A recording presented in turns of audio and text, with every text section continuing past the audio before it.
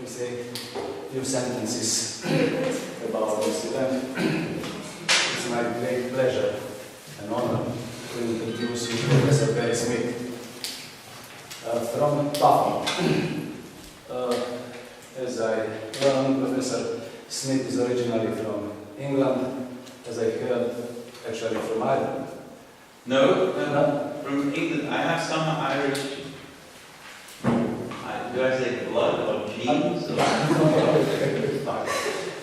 Okay, but now... Ancestry. Yeah. But now Professor Smith is at the University of Buffalo. Professor Smith is working on different topics and is very distinguished scholar doing different things. What I'm acquainted with is his distinguished position in the history of philosophy, particularly about Husserl, Brentano, and Austrian school. But Professor Smith is also doing very much the field of ontology. He is director of the National Center for Ontological Research at the University of Buffalo. Professor Smith is also winner of the great number of awards. I'm not going to talk about all of them because it's a great number.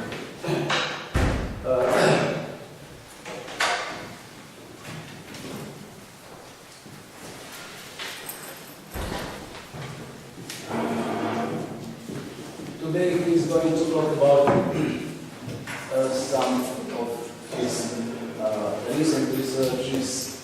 It's about document text and ontology of social reality, but tomorrow Professor Smith will talk about Husserl and Austrian school and its influence on the contemporary.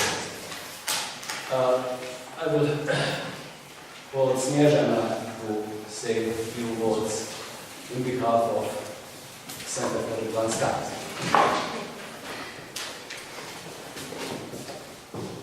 Dear Professor, dear colleagues, dear friends, just a few welcoming words from the Center for Advanced Studies Southeast Europe as one of the organizers of this event today and tomorrow.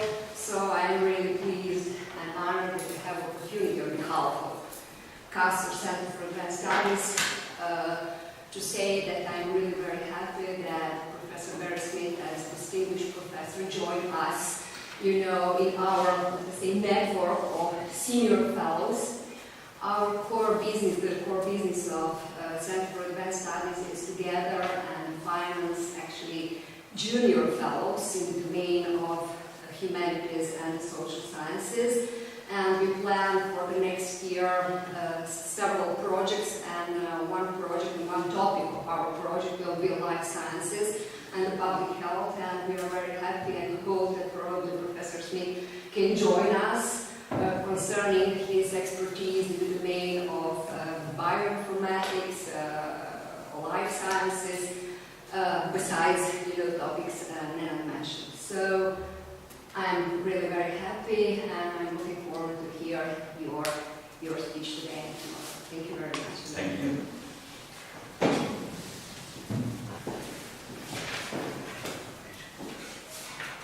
So, J.L. Austin wrote a book called How to Do Things with Words, and I'm going to be talking about how to do things with documents. And what I say grows out of the work of Austin and Searle and other analytic philosophers who attempted to show how language helps to constitute the social world. In fact, there are roots of this speech act theory which go back further than Austin and Searle. They go back to one of Husserl's students, Adolf Reinach, and what I'm going to be saying today is influenced also by Reinach's works, but I'm not going to be talking about philosophy today. I'm not going to be talking about the history of philosophy today. I'm going to be talking about the ontology of be talking about how documents were rediscovered in Africa, and I'll explain why that is of interest as we go on. So we live in a world in which there are small-scale activities, barbecues, campfire parties, country dances, lunch engagements, where people exchange conversationally ideas and thoughts and plans and so forth. And the philosophers of language in the analytic tradition have concentrated primarily on such small-scale local conversation between friends. But there are also large-scale social institutions and large-scale social phenomena, such as governments and wars and epidemics and also urban planning or urban renewal or urban response to emergency disasters. And in those cases, we have people using language not to communicate to 2 or 3 or 4 friends who share their goals, but in order to communicate to thousands or tens of thousands of people who have completely different goals, sometimes contradictory goals. If you own a factory, for instance, then you're going to have to give instructions to the workers in the factory, and some of the workers will not share your goals to make you lots of money. They will have goals of their own. That's a train, I guess. Helicopter. It just goes to show, yeah.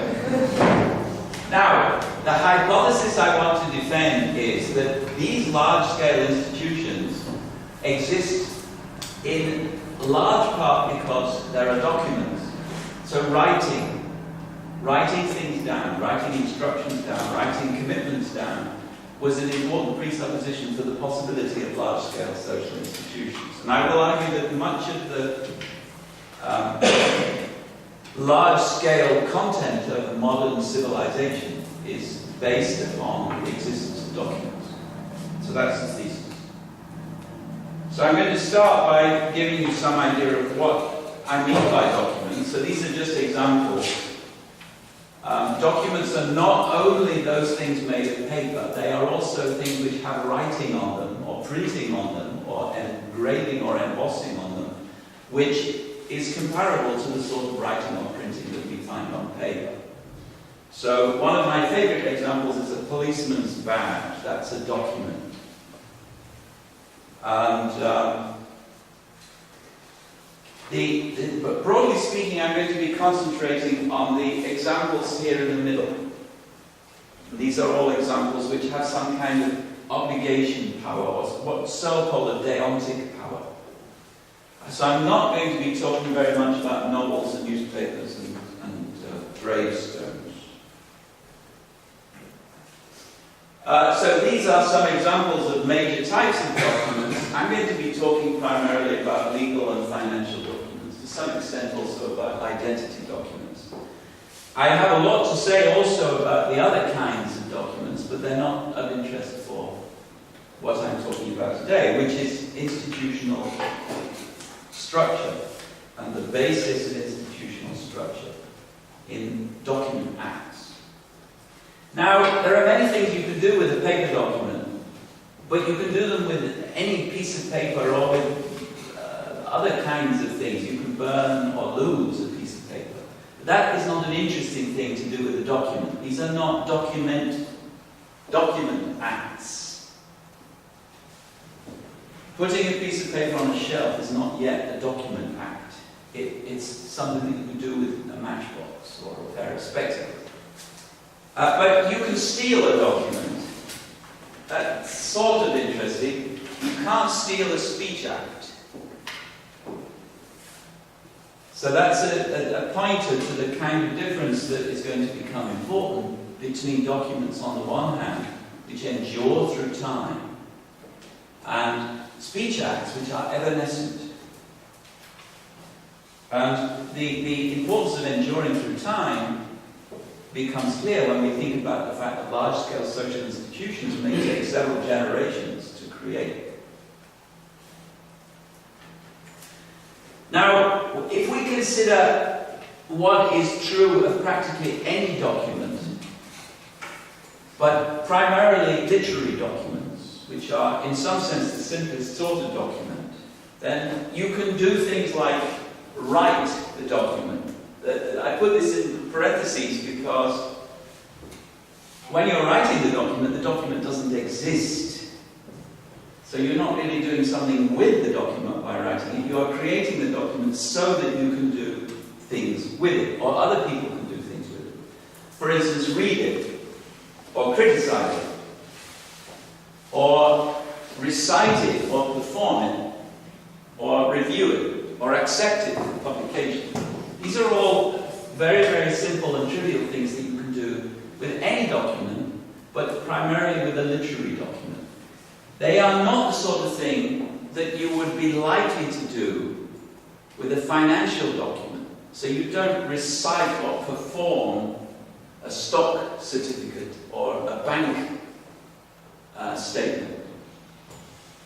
Unless you're very famous, you probably wouldn't publish your bank statements, and even then, your tax records may be published in certain circumstances. Now, there is what we can do with a document, but there is also what documents themselves do. So documents have powers, social powers, and they can have those powers independently of people actually doing anything. So documents can cite other documents, and they do this in and of themselves. So there are hyperlinks or footnotes or references, citation. Documents provide evidence. So if you publish a scientific paper, you may document the results of your research online in another document which just sits there. People don't have to check the data which you published online. But the data is there and it provides the evidence to support your claims in the published paper, even if no one checks it. More importantly, documents can take over the role of communicating from the author of the document. So in an army or in a factory, you write down instructions on pieces of paper or on your computer or on some plastic device. And then those instructions can be conveyed through the hierarchy to other people who need to follow those instructions, and the instructions live on even if the author of the instructions is no longer involved. And that's the big difference between speech acts and document acts. Speech acts are tied to the original author, and then they go away, they die. Document acts involve enduring things, namely the documents themselves, which are not tied to the original author. They acquire a life of their own. Now, that means that you can use documents in order to demonstrate that you have a right. A driver's license, for instance, demonstrates to other people, for instance, police people, that you have the right to drive a car. And an IOU note documents that you have an obligation to pay somebody a certain amount of money. And this is a document. This is a medium of exchange which gives me certain rights. And if I give it to you, then you will give me something else in exchange for me giving you those rights.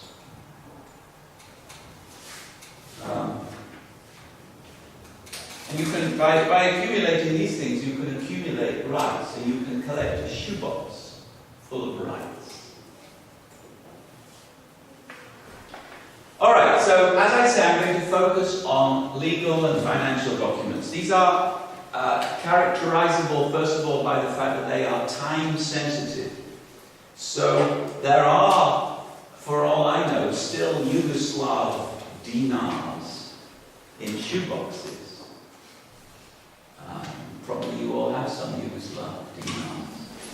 But they don't carry any rights anymore. They are items of curiosity. They're like works of art. So, currency notes are one example of a time-sensitive document. But very many other kinds of documents are time sensitive. For instance, the plans for creating a new kind of good in your factory that were written 50 years ago and have already been executed 40 years ago are no longer valid, they're no longer executable, they're no longer documenting plans, they are documenting former plans, the plans that they used to have a long time ago, but not plans that people have today.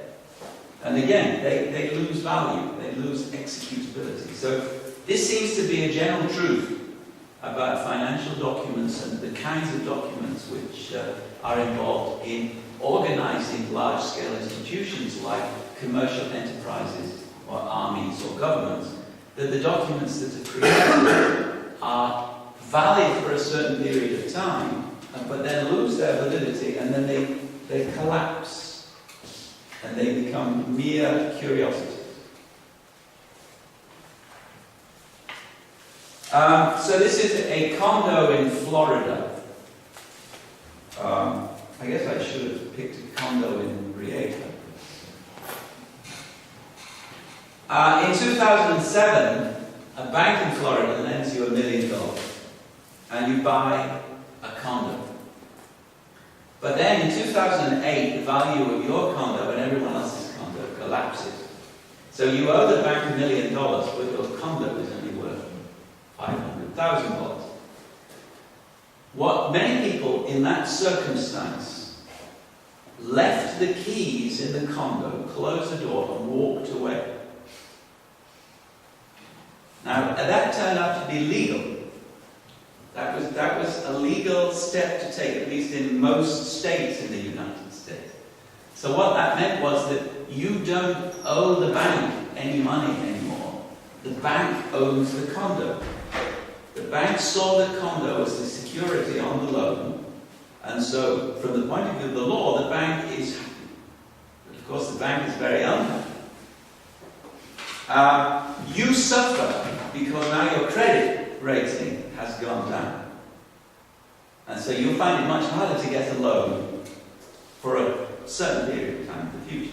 But still, this is what people did. Now, to describe this phenomenon is going to involve a lot of documents. So even though you just leave the keys and close the door, there are many, many documents that were created to create the loan and that were used to create the loan and which are then used by the bank to take care of the foreclosure. So these are objects which are part of the social ontology. And first of all, there is the bank. The bank was created by means of a certain document, articles of association. There is the condo itself, which is a physical object made of glass and carpets and so forth. There is the price that you paid originally. That is an entity which is tied very closely to documents and also to people's beliefs and people's wants and so forth. There is the mortgage itself, which exists only because there is a document. So mortgages are essentially document-dependent entities. And that's because when you sign a mortgage note, the bank keeps the note and keeps the deeds of the property together. And you can't say that you own that property and prove it with a document until the bank gives you the deeds back, and they will only do that when you pay off the loan. There is the mortgage contract, which is the document upon which the mortgage depends. There is the signature on the mortgage contract. There is your act of breaching the mortgage contract. And so forth. Now I could go on and on listing these objects. But we can already see that there are a number of ontological questions. What is a debt? What is a mortgage? What is a contract? What is a signature? What is a credit card? What is a credit card number? I find these amazingly interesting questions. But philosophers have ignored these amazingly interesting questions, with very few exceptions. And I think I know the reason why they've been ignored by philosophers. I'm not going to ignore them. All right, so Searle recognized, and others, philosophers of law, for instance, have recognized, that societies depend upon people being held together by claims and obligations. So when we go onto the road in our car, there is a system of traffic laws which we have obliged ourselves to obey, and the authorities in return have obliged themselves to punish those they catch disobeying. And so as a result of this intermeshing between our decision and commitment to obey the laws and the state's decision and commitment to ensure that the laws are kept, we can drive on the roads with relative safety. There will be relatively few mad drivers on the road. I believe this is so even in Croatia. That's because we have a system of mutually correlated claims and obligations. Now, Searle provided an account of how such claims and obligations come into existence. We perform speech acts. He says, I promise to give you $100 if you mow my lawn. I become obliged to give you $100. If you agree with the promise, you become obliged to mow the lawn. And then, once you've mowed the lawn, I give you the $100. And your claim on me ceases to exist, and my claim on you ceases to exist, so the claims and obligations disappear. So, speech acts can bring claims and obligations into existence. I think Searle is right. I think that this is just one of those things. The world contains claims and obligations. That's an ontological thesis. Claims and obligations are metaphysically queer entities, as Mackie would express it. But they exist, and you can't do the ontology of social reality unless you embrace these entities.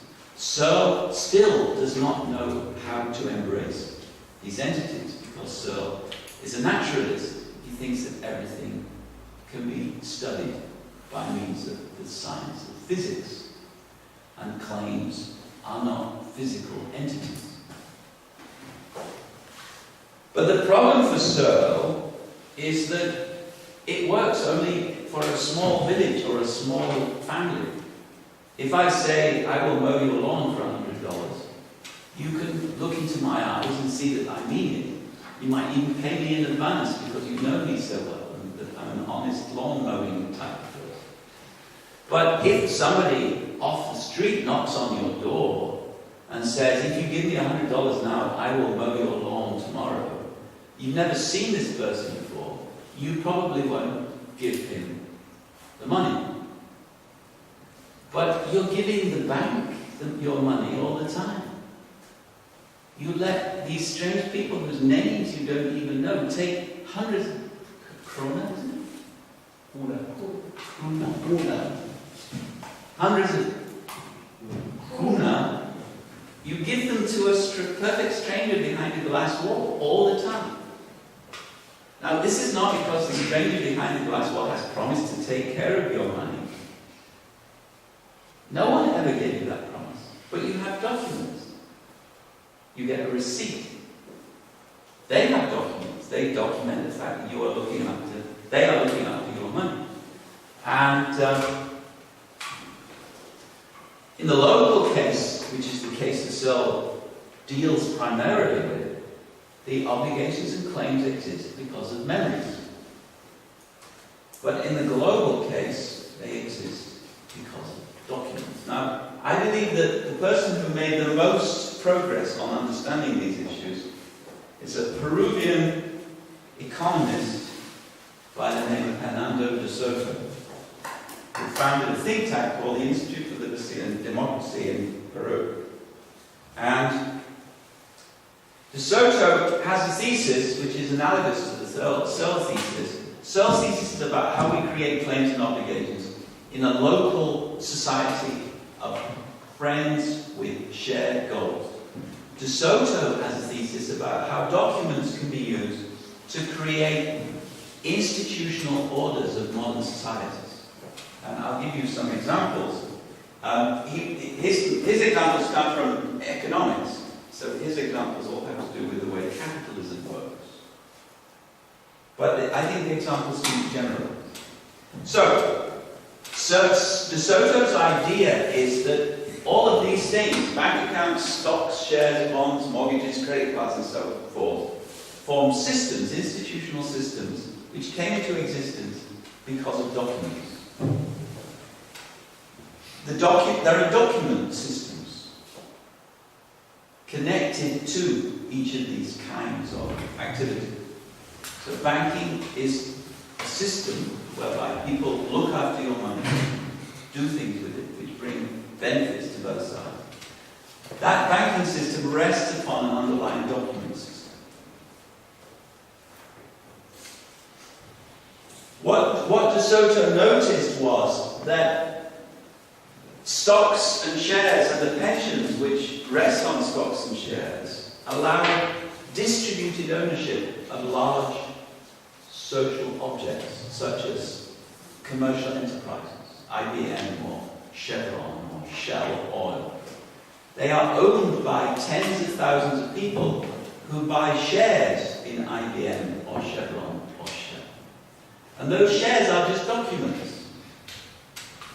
But they are documents which give a mathematically exact fraction of ownership of a mathematically exact fraction, correspondingly mathematically exact fraction, of the entire company. Now, this is amazing if you think about it. Shell Oil is made of the human capital of its employees, oil rigs spread across the world, vans, pipes, delivery mechanisms, computers, and so forth, land, rights, a huge mishmash of many different kinds of things. But someone who owns a share in Shell Oil owns exactly 1/96,000th of that aggregate of mixed things. That's amazing. The fact that we can divide Shell Oil into 96,000 parts is a miracle. This is what De Soto calls the mystery of capital. The miracle works. People get to own 1/96,000th of Shell Oil, and that's what makes pensions possible. That's how the pension system in capitalist countries anyway works. The pensions buy fractions of companies on your behalf, and then they pay you back those fractions incrementally when they pay your pension later on. So, Document Act theory is about that kind of system. It's about the powers of documents to divide companies into tiny but exact mathematical fractions. The social interactions which those documents are used in, and which the documents enable. For instance, wills. So documents allow you to give instructions to people who will execute them after you're dead. And then the institutional systems which documents make possible, both institutional systems of documents themselves and institutional systems of actions which are made possible by them. A very simple example is the passport. So there are passport acts. And when you initiate the validity of your passport, you perform at least 3 passport acts. So you sign it. That means it is henceforth valid. But you also attest to the correctness of the information in it. So your signature is not just an initiating act, it's also an attesting act. But your signature is also providing a pattern that someone else can compare to another signature which you perform in their presence. So the signature enables the passport to be used to check your identity. So, and then once the passport has been initiated, it can be used for other passport acts, such as proving your identity or checking your identity. or preventing you from leaving the country, or stopping you from entering the country. Alright, so other kinds of document powers are title deeds can create property. They can convert a piece of land into a piece of real estate. A diploma can create a PhD. A marriage license can create a bond of matrimony. All of these are real problems for Mackie. These are all queer metaphysical entities.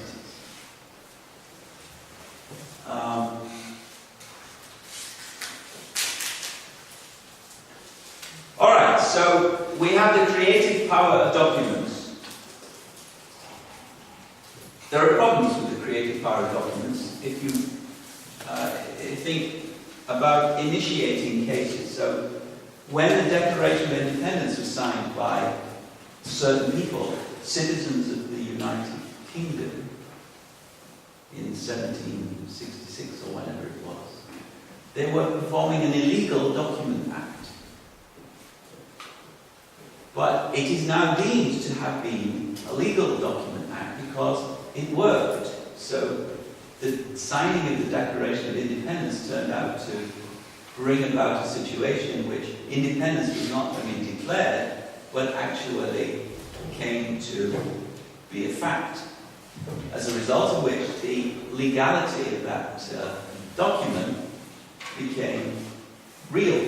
The illegality became a mistake. So now the English people who think that all of these illegals in that part of the United Kingdom, which they call the United States of America, are just regarded as being benighted fools, because the Declaration of Independence was a successful document act. Alright, so Africa. Lesotho, with his think tank, is attempting to use these facts about documents in order to help poor people in the third world. And Bill Clinton, who is a friend of Lesotho, describes his efforts along these lines as the most promising anti-poverty initiative in the world. Now, what Lesotho wants to do is to show how documents create wealth rather than poverty. And he wants to show how this is happening in Africa. But he wants to show also that what is happening in Africa today is analogous to what happened in the West hundreds of years ago. Because we had to create those first documents too. So he's interested in the history of documents. I'm going to talk about what's happening in Africa based on his researches, since he's worked in many African countries, to study how documents are being created by the people in order to create wealth, but also how you can help them to create those documents, to create even more wealth. And basically his strategy is to convert mere land into real estate. So at the moment in a country like Tanzania, or when he started in a country like Tanzania, the poor people were living as squatters on land which they did not own. He brought it about that they were given title deeds, so that land that they were squatting on was now their own property. That was a very difficult thing to do. He did it successfully in Peru. It was a very difficult thing to do because the people involved are almost all of them illiterate. So you're giving them a piece of paper which explains that they own this piece of land, but they can't read it. And they need to be schooled in what it means and why it's significant.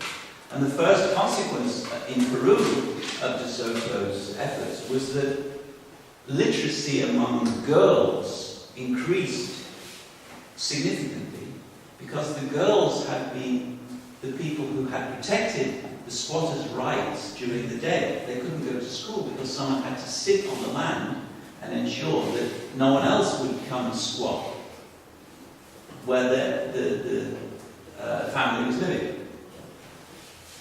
So, in a country like Tanzania, there are two cultures. There is the culture of the cities, which is basically a Western culture with writing and lawyers and notaries and banks and so forth. And then there is the rest of the country, which is an extra legal part of the country. But they have cell phones. They're cell phones which are on the fringes of the law.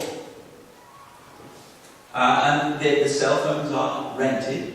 And it's a kind of black market in cell phones, but it functions far, far better than the official government-run phone system, which probably doesn't reach your village anymore. They have the equivalent of property registries. So each village has what is called a Mwenye Keti, which is a village chairman. And one of the roles of the village chairman is to keep the documents. Documents which are gradually accumulating.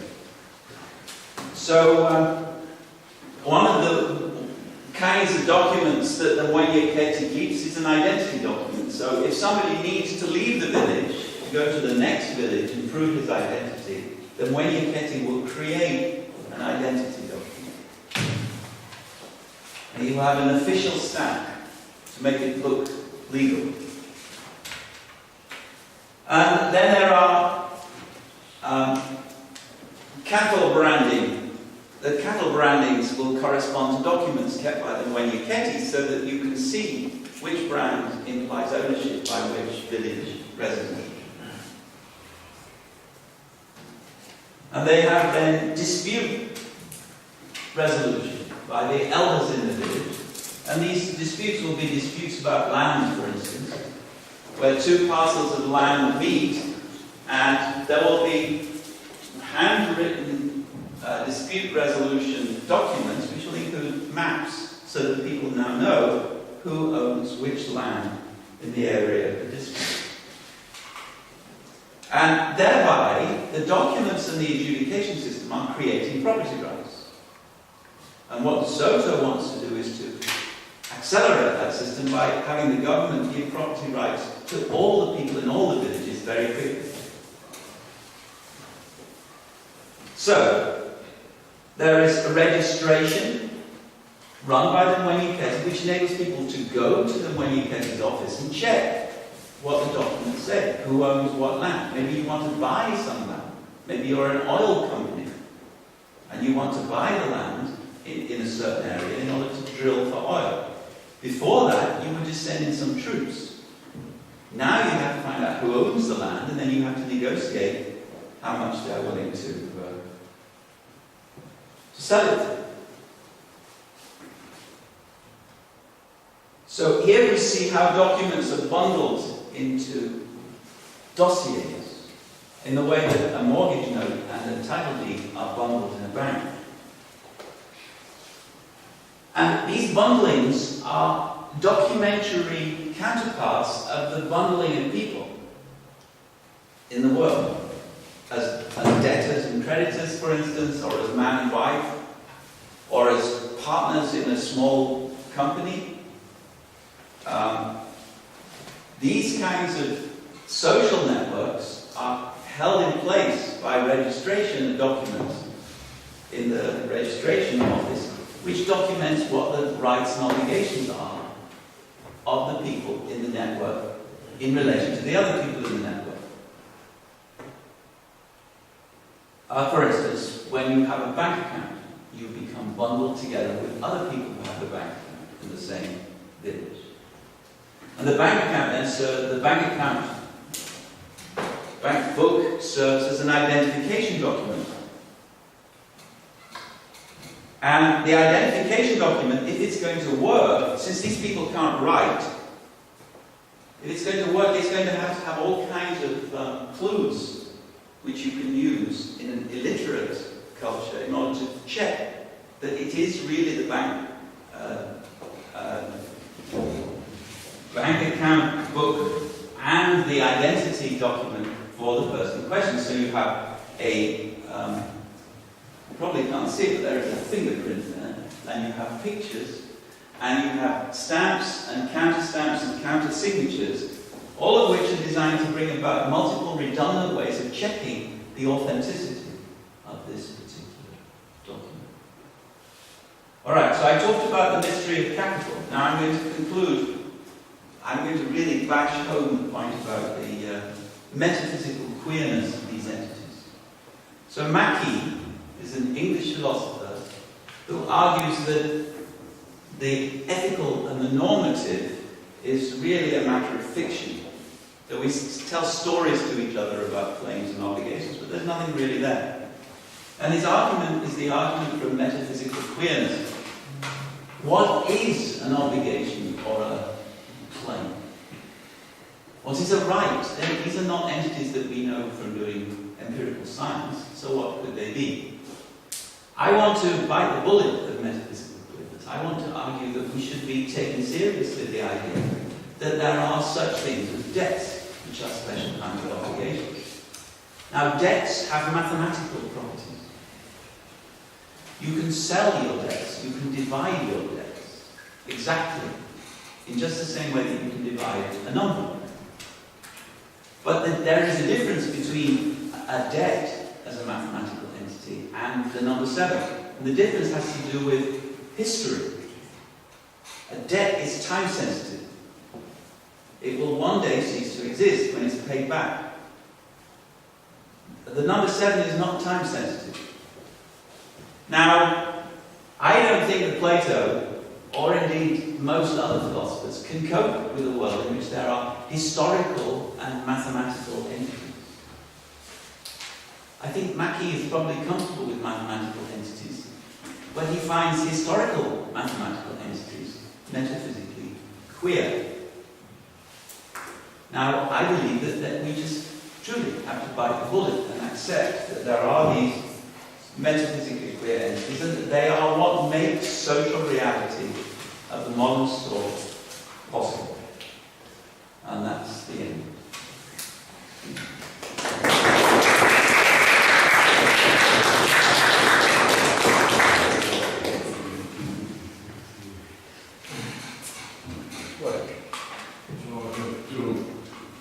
Questions or criticism, the view.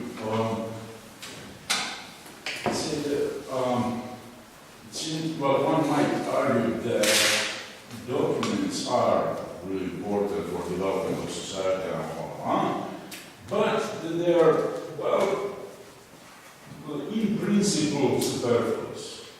Because, say, a deal, verbal deal can be enough. So paper serves just making it more precise, more reliable, and so on. But what makes the job is act of will when people make a deal. So say that somebody keeps his word, it means a lot, or maybe not. So the stereotype of Albanians is if they give you Besa, then it's much better than anything signed on the paper. Because they really keep their word and so on. So that would be one objection. So Albania is probably not such a good example of a modern, I don't want to say civilization, but I mean highly sophisticated, large-scale, market-driven civilization. Mm-hmm. So I agree that there is an issue here. I have tried to find a way of proving that there are certain kinds of social phenomena where just relying on people keeping their word couldn't work. Mm-hmm. Now, I don't believe that this is an absolutely sufficient example, but I think it points in the right direction. You can play poker, you can play chess without documents, without any kinds of physical aid. You just speak and you remember. So blind chess is a well-known phenomenon. But I believe that there can be no such thing as blind poker. You can't play poker without cards. Cards are documents, from my point of view. Now, you can either agree with me that you can't play poker without cards, and then I've won, or you can disagree. So, do you think you can play poker without cards? Without any kind of documentary? That's the playing cards are documents. What? I don't know whether playing cards are documents. I'm I'm tempted to say that I get to decide what a document Why? So when you play cards, you have chips or money, chips. Do you think the chips are documents? Yeah. Okay, so what is it about the cards that makes you not want them to be documents, other than you want to win this argument? It seems that they function very similarly to the way money functions. So you have them in your hand and you exchange them, put them back, and take some new ones out. It sounds like documents to me, but in any case, they are like documents. So there is a social activity which cannot be performed without some kind of physical mechanical aid, which involves printing numbers and symbols on pieces of card. You agree with that? Yeah. Okay, then I think I will.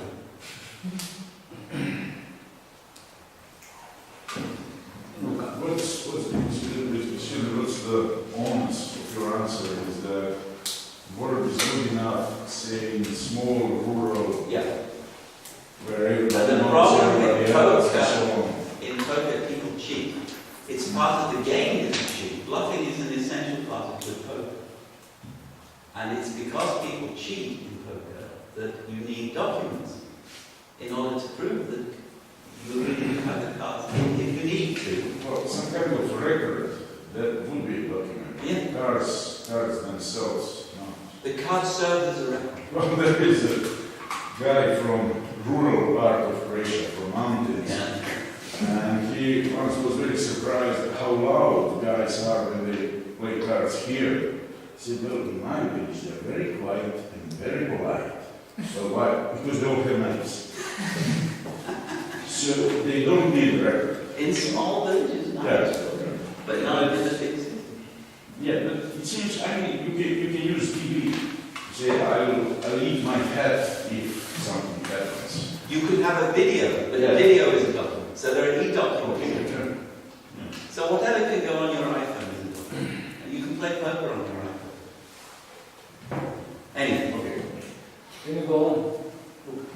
A lot of questions. One, almost a joke, and then let's say a more serious one. The first one, is this ontology of any use for the pathology of documents? Again, Croatia, we have the expression papyrologia.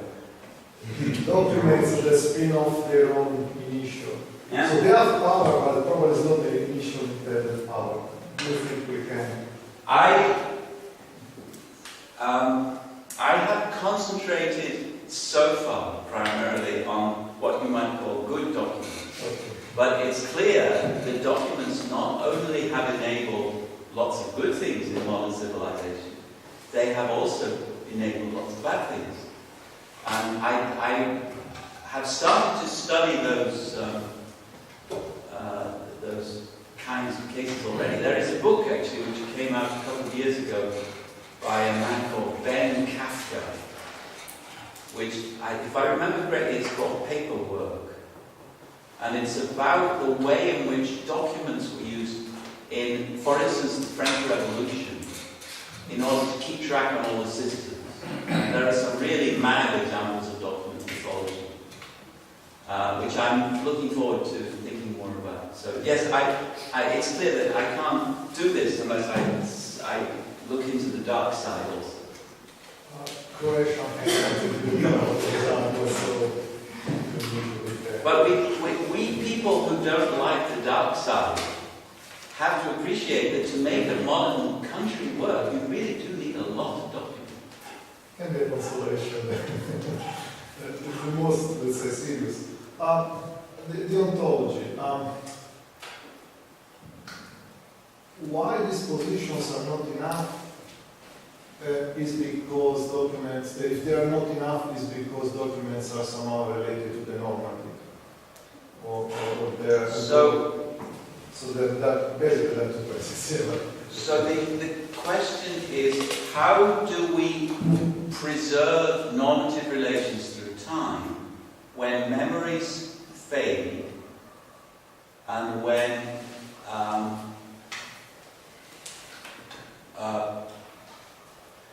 the numbers of people involved become so great that it's impossible to rely on face-to-face agreements?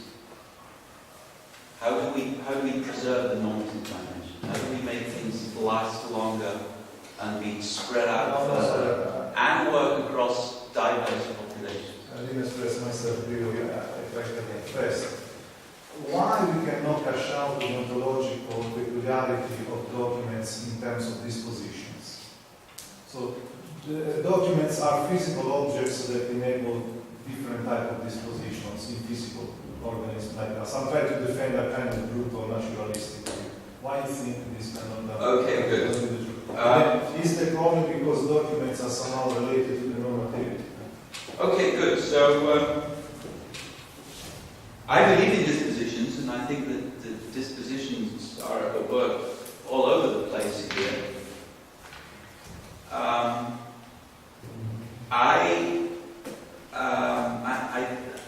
I'm not sure how clued in you are to the realism discussions that people like Nenad and Petar have been involved in recently.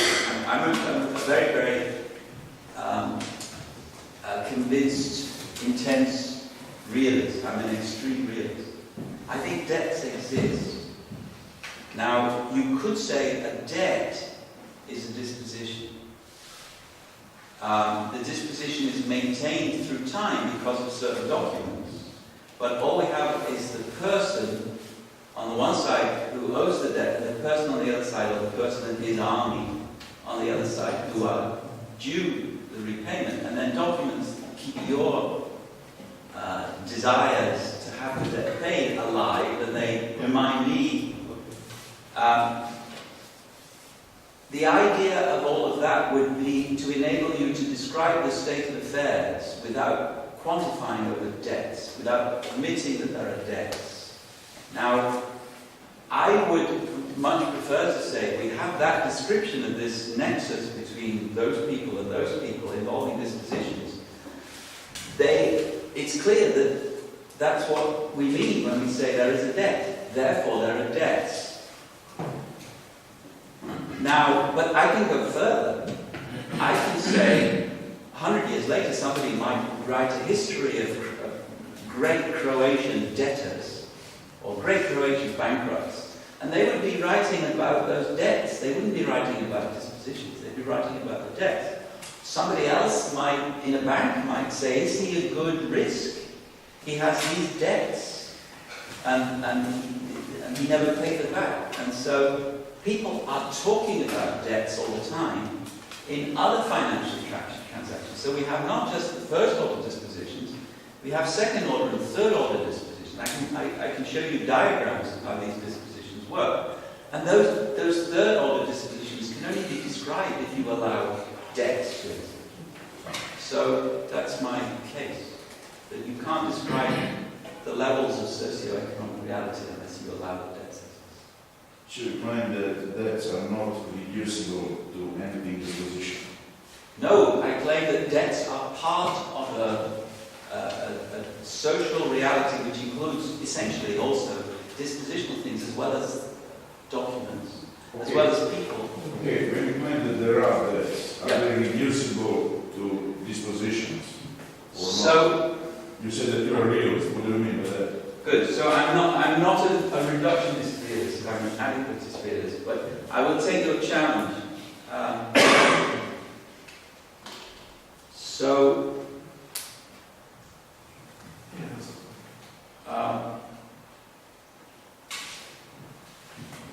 Let's suppose that it was possible to describe this particular structure involving dispositions and these other things as being a debt.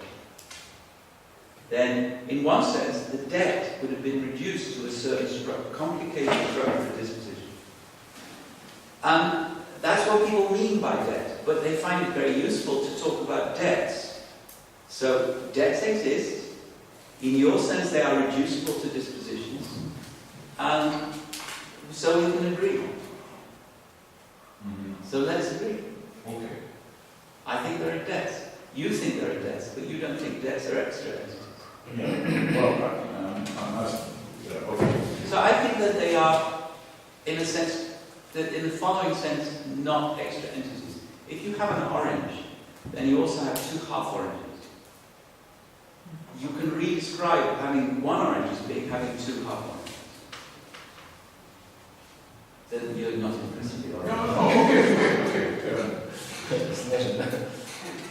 Yeah, my question is pretty much trivial, but I have a problem to understand the ontological status of a document. Because for the difference of the Speech Act, you have a document. Document, for instance, a passport, is a some kind of physical object. On one side, on the other side, you have some system of rules, obligations, of social power. So I'm just a bit confused because I'm not sure whether we are talking, when we are talking about the passport, about two objects to realms, you know, some physical object and social realm, or some kind of complex realm. And if we talk about some complex, you know, existence, then we can have a case that we probably an expired passport, you know, the document can lose, you know, social power, let us say, creative power, but they are still, you know, the physical object.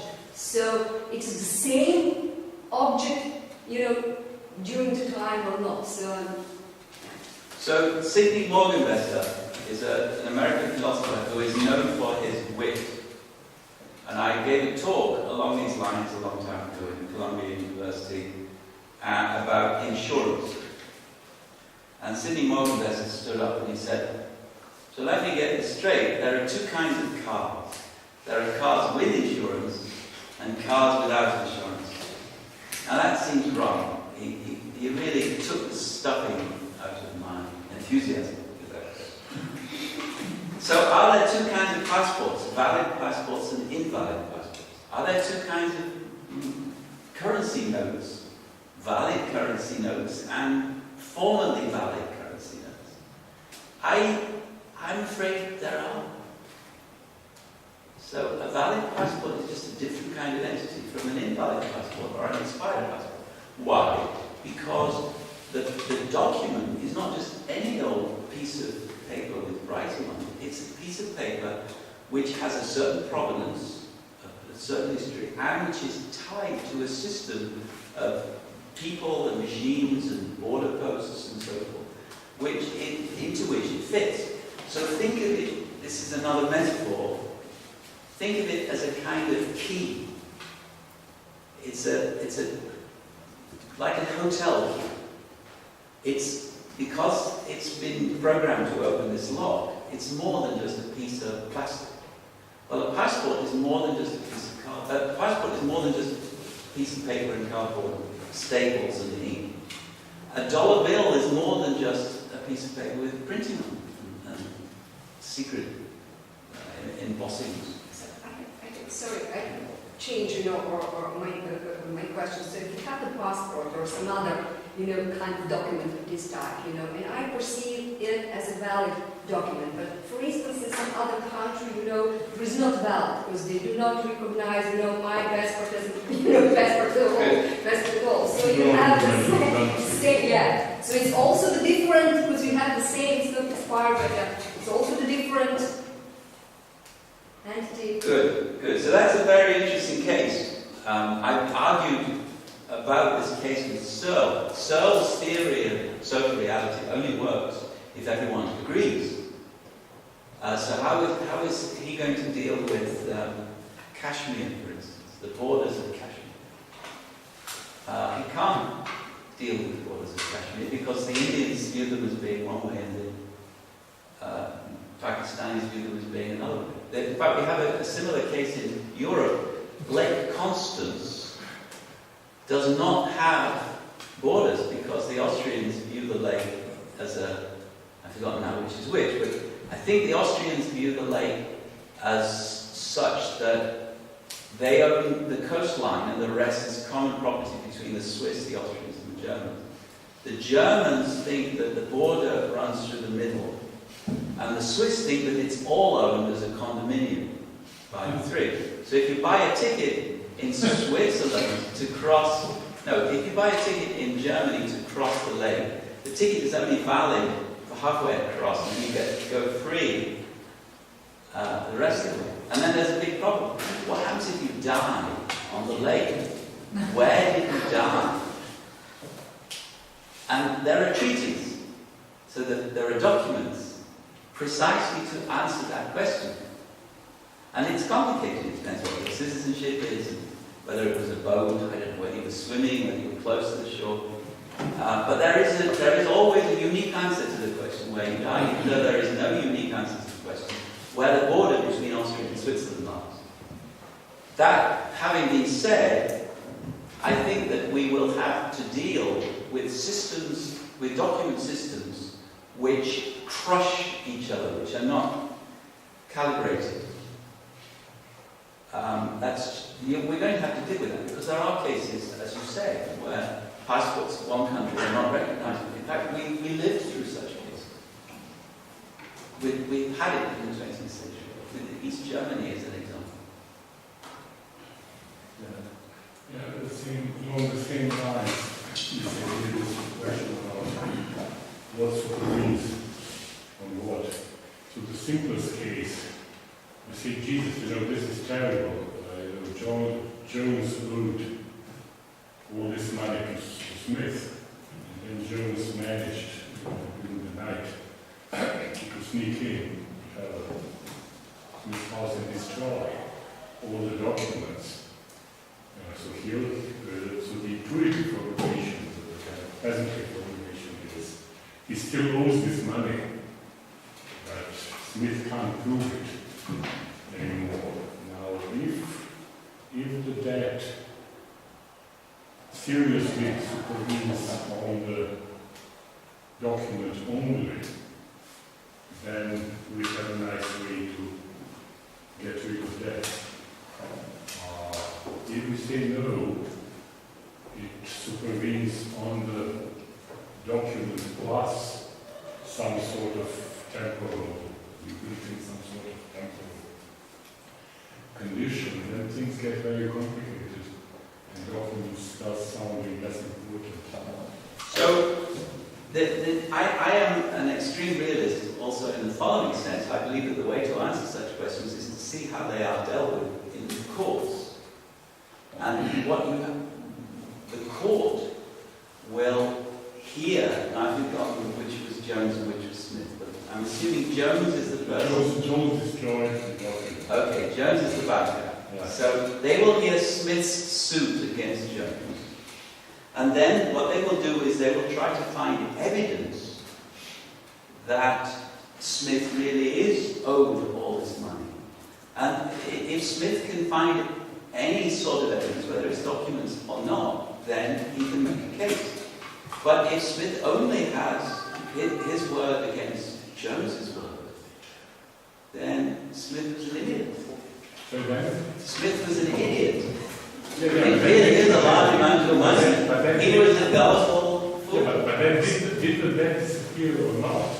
Every normal sophist would ask you this, because the question is, I think that how do we get rid of the debt? I think that Jones still owes Smith the money, but Smith can't prove it.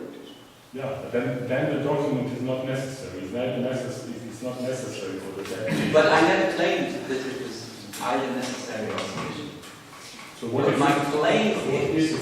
okay, so for certain kinds of debts it's necessary, mortgage debts, there are many kinds of institutional debts which are highly formalized and which involve multiple documents.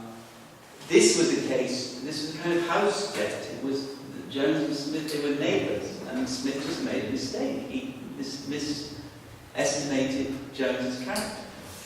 But that's how I started. I started by saying that in the local face-to-face situation of a small village, debts do not need documents in order to be maintained in existence. Okay. You're giving me an even worse case. I thought you would say this. Here is the other example. You got a wonderful recipe for destroying the debts. So one day, the whole computer system, the memories, collapses. Yeah. And that's the main source of evidence. Yeah. And now nobody owes anything to anybody on a huge scale. Yeah. This is very counterintuitive. Yeah. So that we don't need to bank holdings for one particular mortgage go down, because I insist that the documents are essential for the mortgage. Those documents are protected very carefully in very, very tough steel safes. Now, we have to assume that all the computer inscriptions relating to this document, related to these documents, are eliminated, and the steel safe somehow burns. It's a science fiction example, but even if we allow that through some... Okay, but the lawyer for the mortgage holder is going to keep copies. So for the mortgage holder and for the mortgage, the person with the mortgage, they're going to keep copies in their own interest, because the mortgage, the person who has the mortgage will have a copy of the deed which is being kept in the bank. So it will be possible to reconstruct most of what is involved, even under the situation that you described, precisely because people will keep multiple copies. So, that was maybe the one reason why we understand the different ways these things is because when we talk about speech acts actually create some have these daunting powers, or can have this creative or creates things. And then you play also that there are the creative power of documents. So that bankruptcy certificates create bankrupts. Maybe this word that they create is the word that bothers me or us. Maybe the document just represent or refer to. Because if we have that they just represent, then you don't need it, right? Okay, so let me, first of all, express an agreement with the spirit of what I'm saying. So, the bankruptcy certificate will be the end result of a process, almost certainly a process involving a lot of speech acts and a lot of document acts. So proofs will need to be brought forward. The person who is going to be bankrupted is going to have to prove that he doesn't have secret bank accounts and things like that. So there is a process. There are speech acts in that process. Some of them, there are secret signing acts in that process. Now, if you agree that speech acts can give rise to claims and obligations, then I would ask you to agree also that that process can give rise to someone being declared bankrupt. So it creates a bankrupt. It creates that property of a person being a bankrupt. Or being bankrupt, I guess. Do you agree with that? I'm not sure. Now what I would say is, and I am being a little bit poetic in my use of English now, in that statement. I said, the bankruptcy certificate creates the bankrupt. What I will now say more carefully is, there is this process involving lots of speech acts and lots of document acts. This process has two outputs, a bankruptcy certificate, and coincident with the creation of the certificate is the creation of the bankrupt. Are you willing to accept that? I have to think about it. So that seems almost trivial. But certainly you agree that the person is a bankrupt because of the process. That's what the process is. I'm just having this problem with this word create. I've stopped using it. The document just I used represents. output. Okay. I just think the documents represent or refer to obligations. No, the representation won't do. So there are certainly many documents which represent, and I'm not denying that.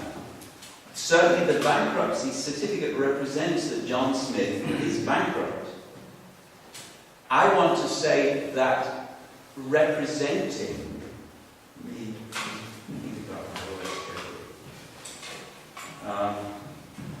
so I can have a document which represents $100.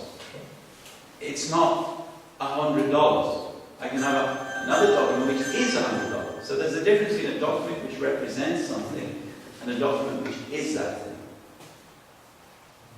Okay. And sometimes documents can represent things which don't exist in the physical world.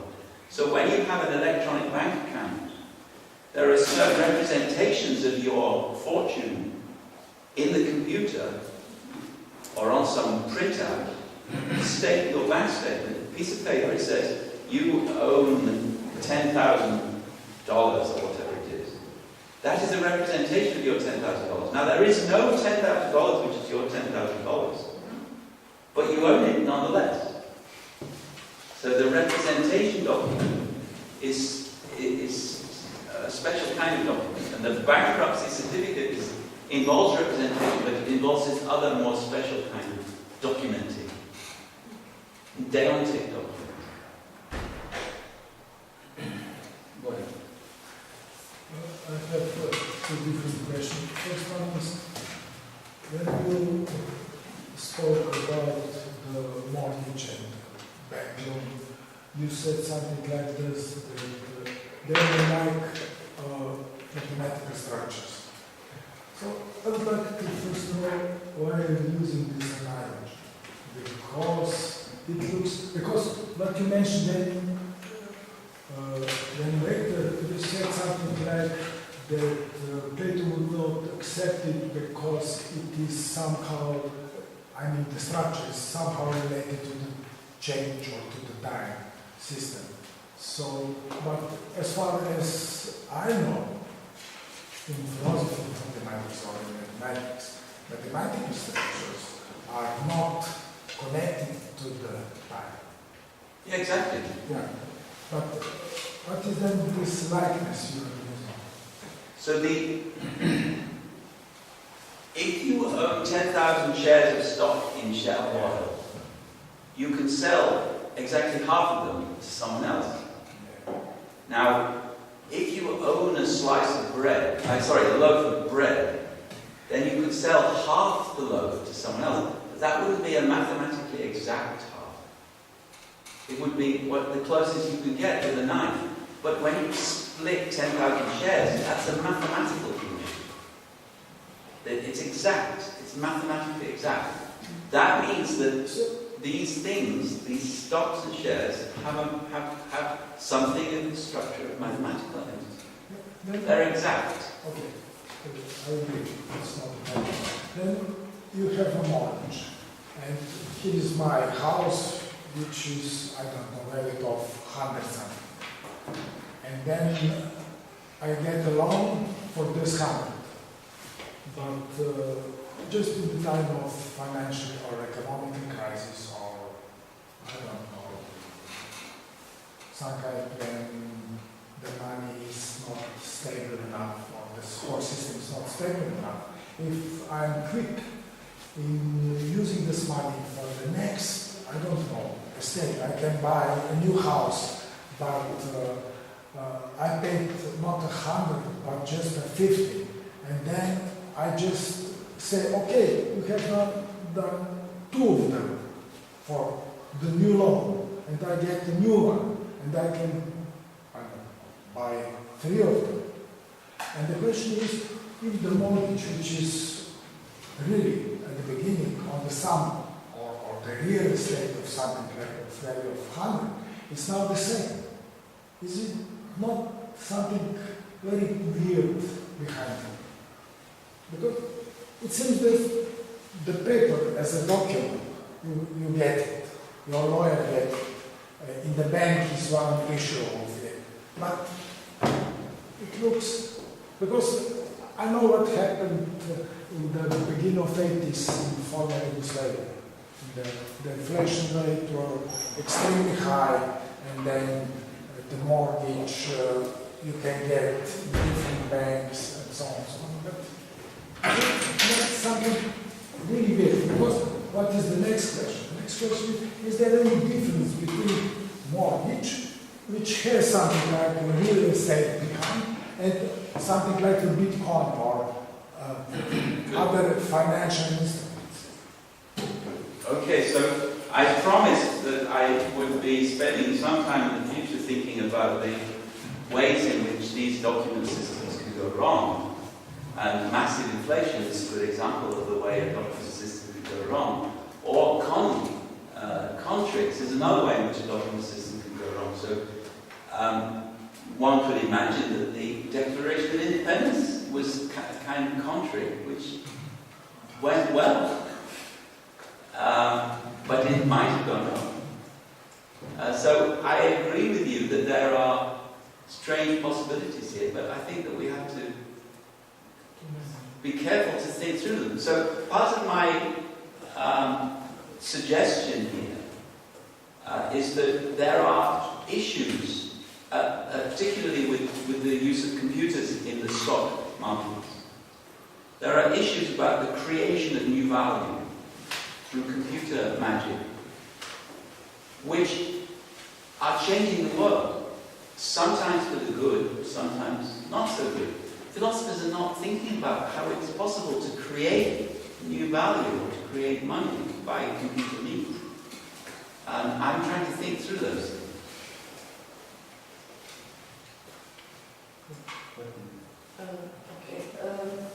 I was thinking about differences between physical object and what is a document.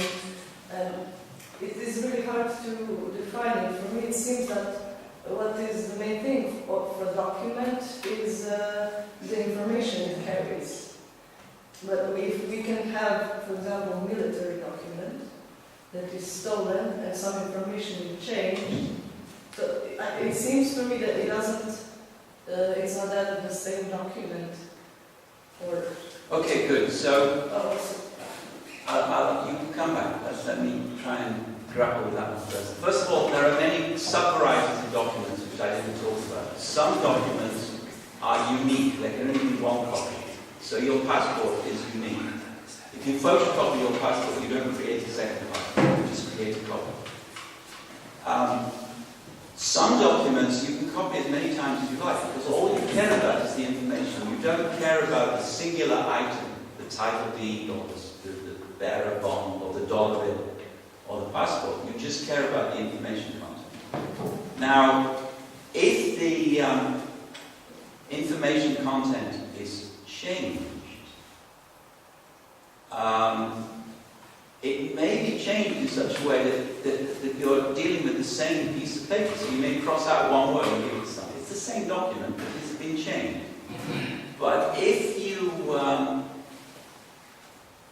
you take a passport, remove the photograph, put another photograph there and change certain other details, then it's not clear that you're now talking about the same passport. It could be that some radical changes in the very same piece of paper create another document.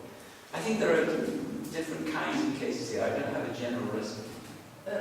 I was after thinking about when the document ceased to exist, and about parking tickets here. You don't have an expiration date or anything, but if you don't pay your debt in 3 years, it doesn't exist anymore.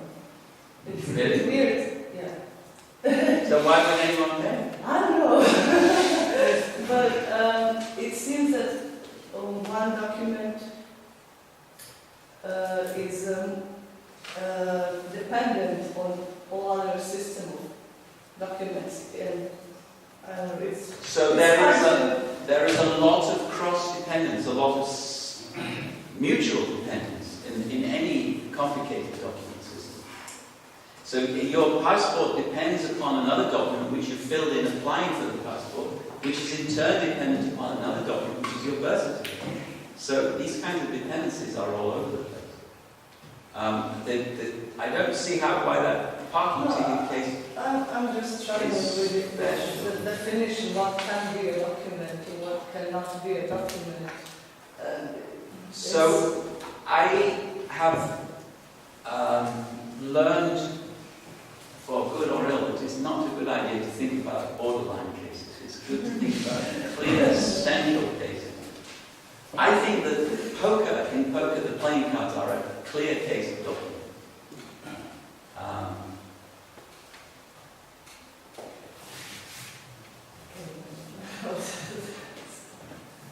Well,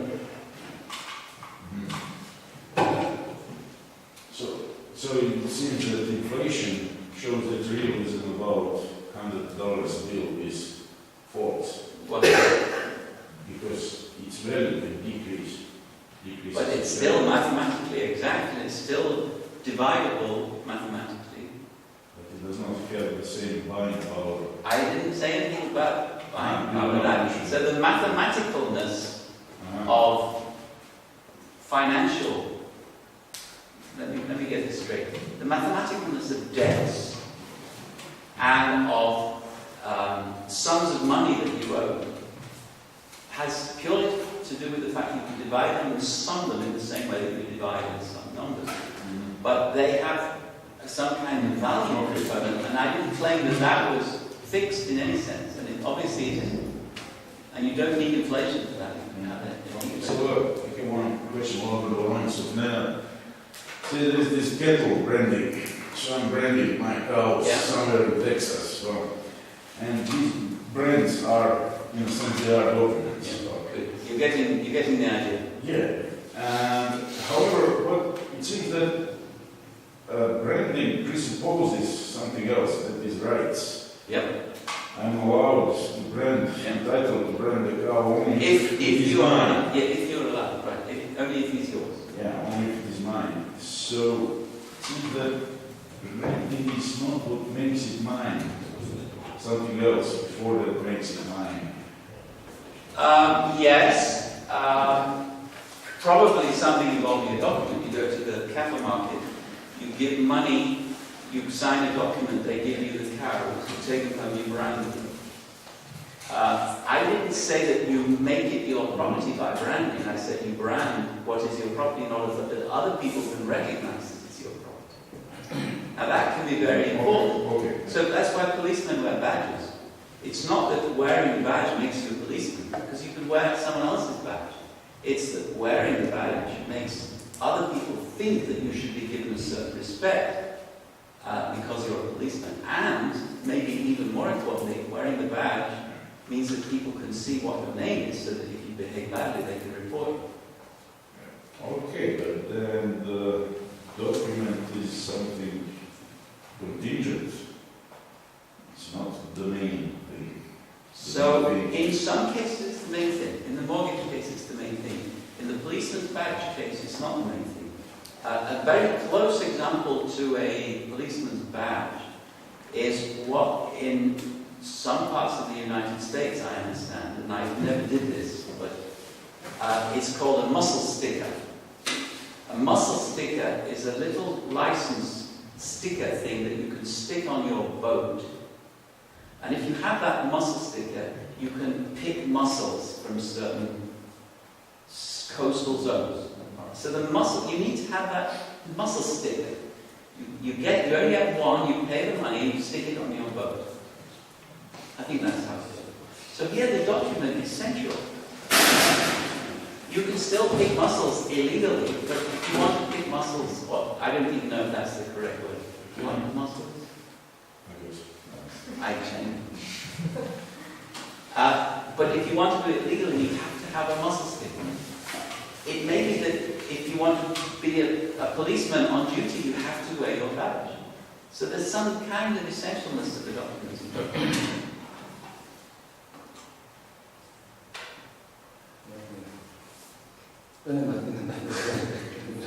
So thank you for your talk. I have two more clarification questions, but one has already been answered because it was a question similar to Professor Snezhina. And the second one, which kind of follows from it, is, well, I'm also wondering what would be the difference between a document and a document act, because would be a difference similar to the one between semantics and pragmatics in language. Because, then you might have a document, I'm not talking about a document as a paper material object, but a document as a language with all its semantics. And then you have document acts, which are certain kind of acts which are sensitive to a context and other stuff. So that might kind of fix certain kind of problems we can come to when we talk to the example similar to the ones that Professor Snezhina brought up, and it's because in your talk you're mainly using your word document, So that is a very interesting question. not document act. So at a certain point I was thinking whether you think document and document act, so another solution, right? So one solution might be semantics and pragmatics and document act. And you distinguish that, that's the first solution. But another solution might be, you might say, documents equal to document acts. Whereas, because you were using it like that, so I thought you might be using that like that, because also it's connected to the theme you said in speech act. We have the speaker, we have, it's speech act, we have the speaker. But then it's the question, who is the speaker in the document, on the other hand? And then you said something like, then you lead us through this historical, movement or creation of the document. So one might say, once the document has been created, document equals to document act, because it is empowered, it has this force until it stops to have it because of its other semantics or other. So there are like two different solutions, and I'm just wondering to which side. All right, so first of all, I think your question is very interesting for the following reason. Linguists talk about semantics and pragmatics. Pragmatics is about what you can do with language. But if I'm clear about what linguists actually think about when they do pragmatics, then they're thinking about promising, questioning, replying. In other words, they're thinking about speech acts. They're thinking about speech act pragmatics. They're not thinking about releasing or storing or expunging or annulling or amending or any of those document-specific things. So I think that one implication of your question is that I am doing a hugely exploded kind of linguistic pragmatics. So let me go a little bit further. One issue which arises for this exploded linguistic pragmatics is that one and the same document can have multiple authors, both simultaneously, because many documents are signed by many people, many documents are authored by many people, but also diachronically, because in big organizations very often, one document is passed to someone else who then makes changes, and then it's passed to someone else who makes changes. So you get a cumulative multi-author. Now, with regard to your main question, I think it's trivial. A document is like a table. It's an object. A document act is like a waving of the hand. It's a process. So we perform document acts. We create documents. We destroy documents. But acts we perform. So that part is simple. I don't think there's an issue.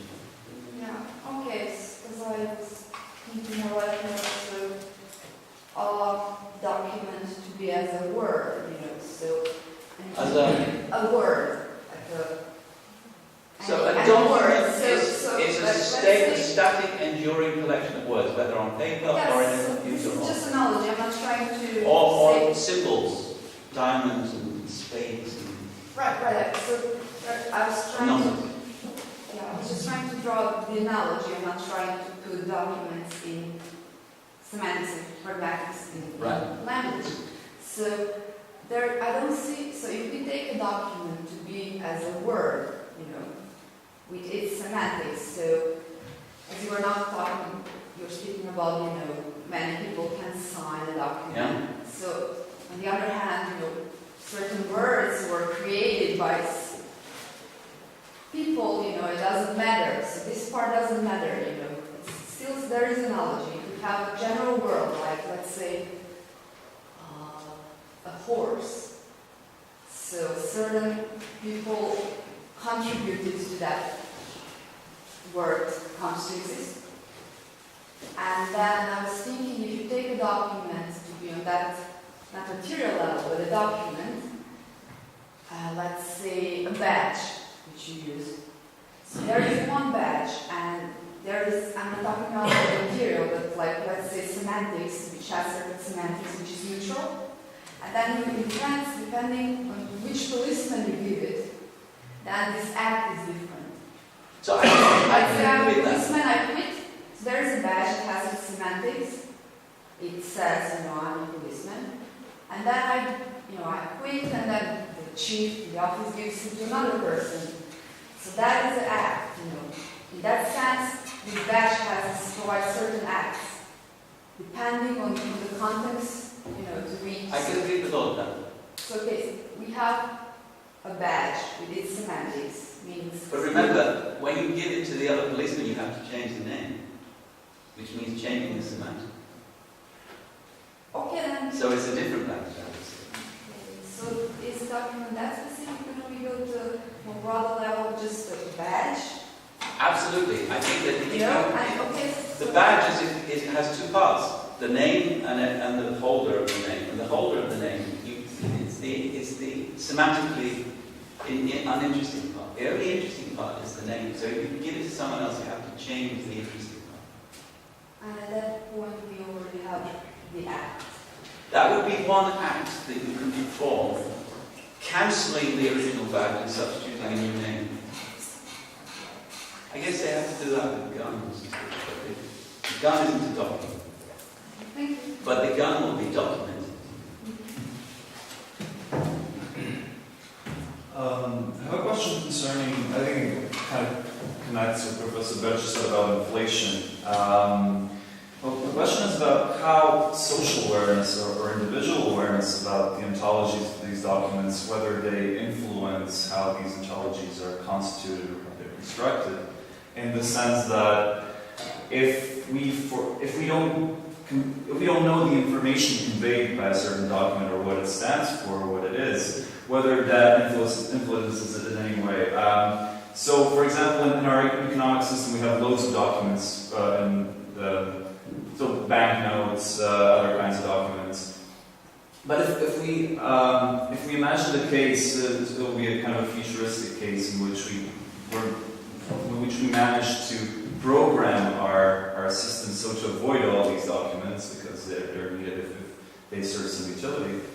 So if we were to avoid them and they merely become a program, so let's say that our economic system becomes automated in some way, these documents are, I would suppose, according to what you were saying, they would be conveyed in the programs that would be driving the system. But let's say after 20 years, we all forget about the actual data of these documents. We don't really understand them because we don't need them. We simply use up the system in a very similar way in which we use up computers, right? We don't have to understand each and every program there is in a computer in order to use it.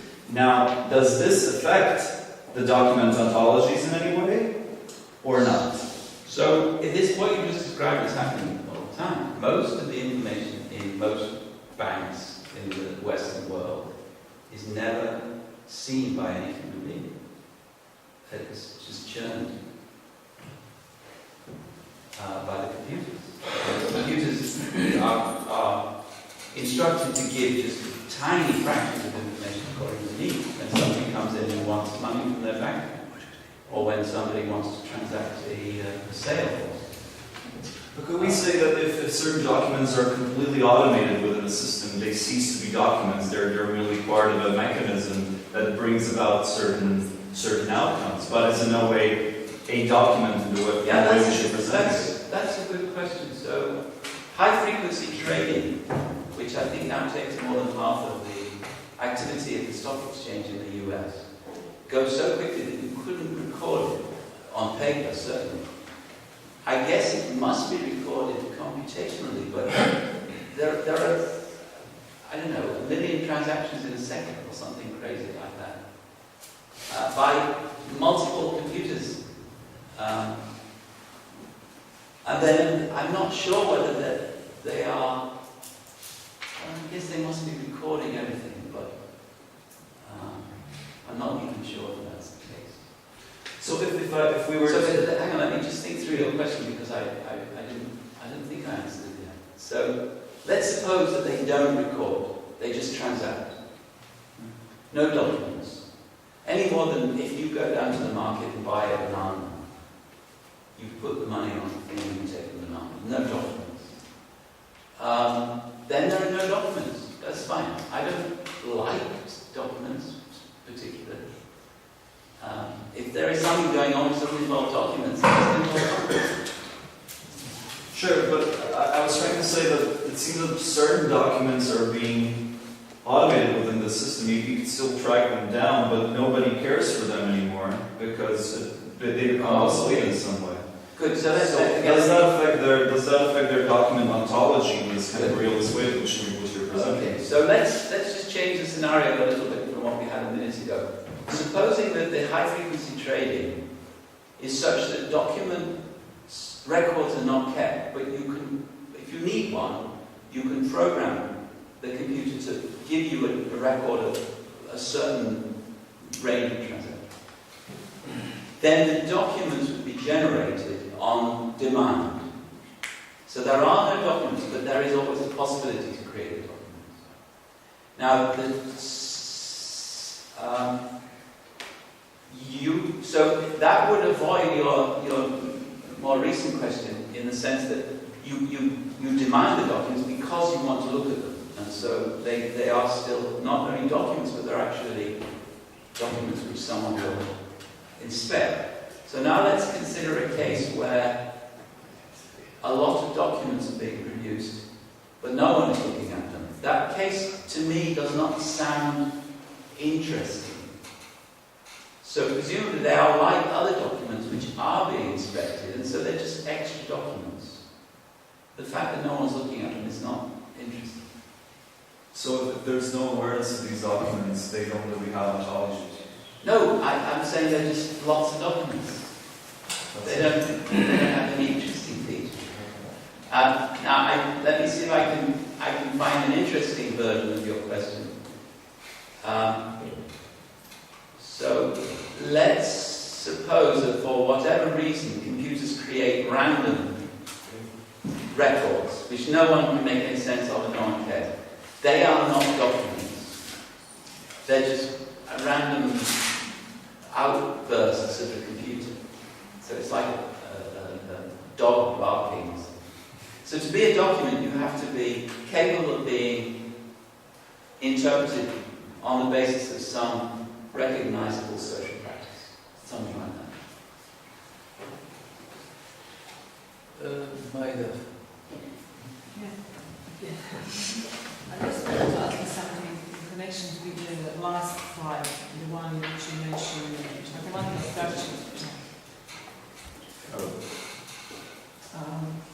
Let's see if I can. Okay, fine. I remember. I can find it. You keep talking. Yeah. I just wanted to ask you to clarify a bit this slide, because when you talk about bank loan, do you mean the bank loan type or token? Because if you're talking about bank loan type, then I agree it's analogous to the mathematical structure, but it's not time connected. If you're talking about the bank loan token, it's time connected, but it's not analogous to mathematical structure. It's analogous to something that eventually exemplifies mathematical structure. So I think a bank loan token is, in one respect, analogous to a mathematical structure, namely it's perfectly divisible and perfectly combinable. So, if you use mathematical, something that can be done perfectly well. Say again? You use the word mathematical in, for me, a rather strange way. Because there are problems that cannot be done and still mathematical, like intersection of a... Okay, then let me change the subject. I have actually some more slides, which I thought I had more slides. Maybe I don't. I hid them.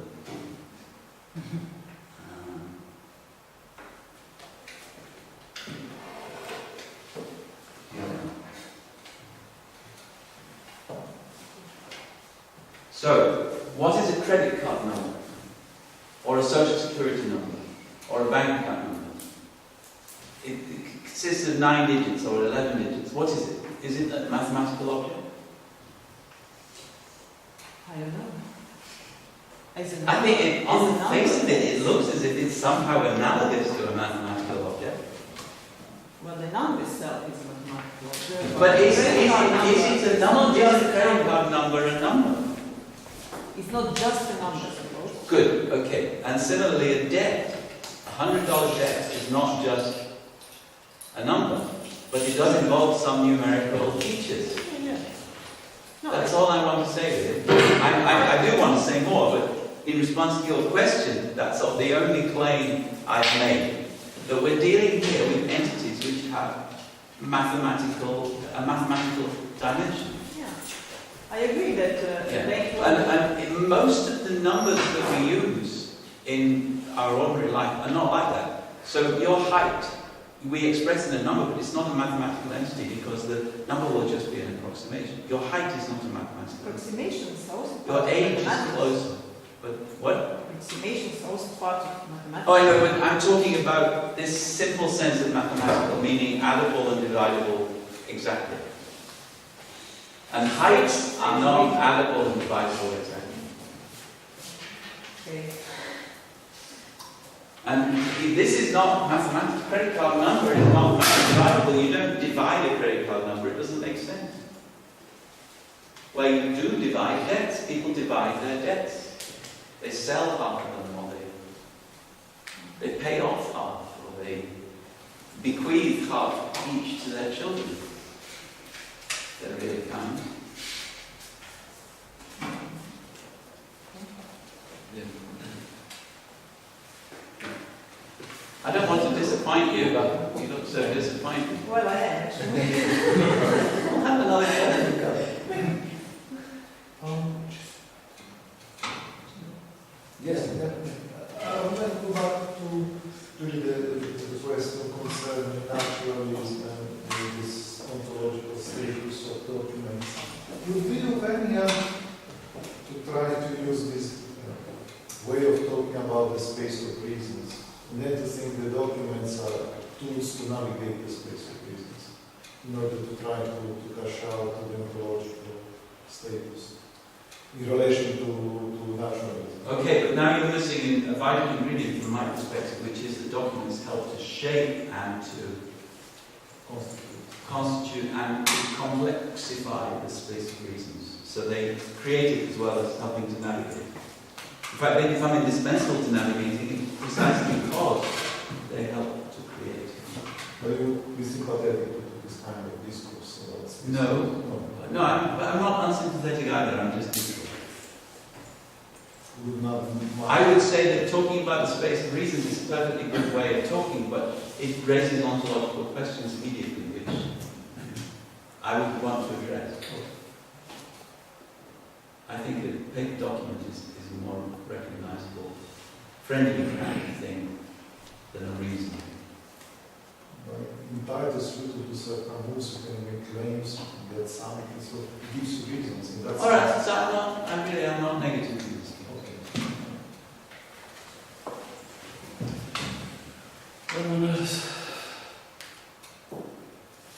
No.